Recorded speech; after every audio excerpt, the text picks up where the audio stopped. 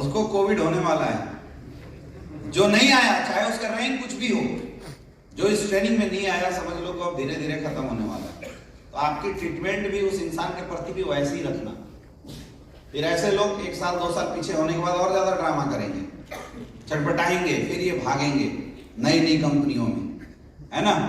कोई 2 जोड़ो 4 वाला प्लान में चला जाएगा, कोई 1 लाख लगाओ 10 लाख बनाओ वाले में घुस जाएगा, क्योंकि इनको बिजनेस का कोई एथिक्स पता ही नहीं, बिजनेस चलता कैसे इसके बारे में कोई जानकारी नहीं है, उन्होंने ट्रेनिंग को अटेंड किया ही नहीं, और वो उस गलत फहमी में बैठे हुए कि मुझे तो सब कुछ आता है। आया ना। जो छूट गए हैं उनको बार बार ये मैसेज भेजते रहा करो, उनको समझाते रहा करो कि अगर फर्स्ट स्टेज के डोज लेना छोड़ गए तो भाई एक तो कि तुम डेंजर जोन में हो, है ना, दूसरा खत्म होने वाले हैं, आउट भी हो सकते हैं इस बिजनेस में। और अगर उनको संभलना है तो जो सीखेंगे आप, अगर आप कोशिश कर सकते हैं उनको यही चीज आके बताने की, समझाने की, तो शायद वैसे लोग रुक सकते हैं। मैंने अपनी टीम में बहुत सारे ऐसे लोगों को देखा जिनकी बिजनेस बड़ी स्पीड में चलती थी, बहुत अच्छा, मतलब सफायर रैंक पे वो बंदा 1 लाख 2 लाख रुपए का चेक मेंटेन किया करता था, इतनी हाई स्पीड, इतनी बढ़िया बिजनेस की स्पीड। लेकिन कुछ गलत फहमी और कुछ गलत कीड़े उनके माइंड में आ गए, उन्हें लगा बिजनेस तो मैं चला रहा हूं, उन्हें लगा बिजनेस तो मेरी वजह से चल रहा है, और अगर मैं बिजनेस में 200 सेल भेज सकता हूं, अगर मैं 2 लाख रुपए कमा सकता हूं, इसका मतलब मुझे तो सब कुछ आता है। और इस गलतफहमी में आने के बाद वो इंसान क्या करता है, वो ना ट्रेनिंग अटेंड करता है, मीटिंग अटेंड करता है। सच बता रहा हूं, 2-2.5 साल पहले जो इंसान 2 लाख रुपए महीना कमाता है, आज वो इंसान 2000 का चेक बनाने के लिए सोच रहा है। ये होती है हालत अगर हम टाइम टू टाइम अपने माइंड को अपडेट ना करें तो। और ये सच्चाई है, आपको लाखों लोग मिलते होंगे जो बोलते हैं कि मैंने भी डायरेक्ट सेलिंग किया और मेरा कुछ नहीं हुआ।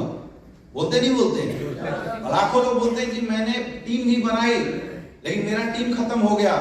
मेरे दोस्त, इस बात से कोई फर्क नहीं पड़ता कि आप किस कंपनी में काम करते हैं, इस बात से कोई फर्क नहीं पड़ता कि आपका सिस्टम कितना स्ट्रांग है, लेकिन अगर आपके अंदर लीडरशिप है ना, तो सड़ी कंपनी में भी आपका टीम कम से कम जिंदा और आपका साथ देता रहेगा। ये टोटली डिपेंड करता है लीडरशिप के ऊपर।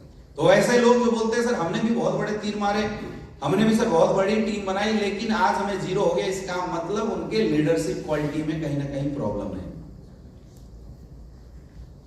और ये ऐसा इसलिए होता है क्योंकि उनके अंदर ये बात आ जाती है कि मुझे जो आता है बस वही बिजनेस है, जबकि ऐसा नहीं। स्टिल कंपनी के एम्बेसडर लीडर होने के बावजूद भी स्टिल आई एम लर्निंग। मैं हमेशा इस बिजनेस को सीखने की कोशिश कर रहा हूं क्योंकि मुझे पता है कि आगे का रास्ता और मुश्किल है, आगे का रास्ता और मुश्किल होने वाला है। आगे जब टीम बनेगी, लोग में तरह तरह के लोग आएंगे। और ऐसे भी डायरेक्ट सेलिंग इंडस्ट्री में बोला जाता है कि ये बेलगाम के घोड़े को हाँकने का बिजनेस है।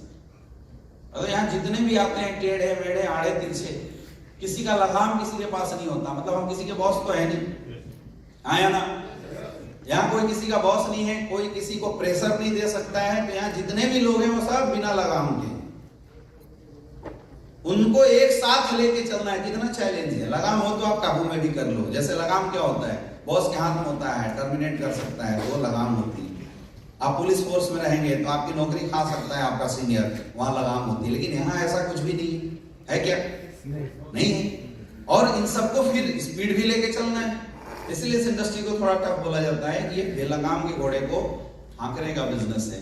लेकिन इसके लिए अगर हमें ऐसा काम करना है तो इसके लिए आपके अंदर खासकर बहुत ही एडवांस लीडरशिप क्वालिटी की जरूरत पड़ेगी। इसलिए अपने आप को ना कोई कमी अपने अंदर मत छोड़ना, अपने आप को इतना डेवलप कर दो कि कोई इंसान आपसे मिले तो आपसे मिलने के बाद, आपसे हाथ मिलाने के बाद वो इंसान आश्वस्त हो जाना चाहिए कि हाँ, he is the person who can change my life.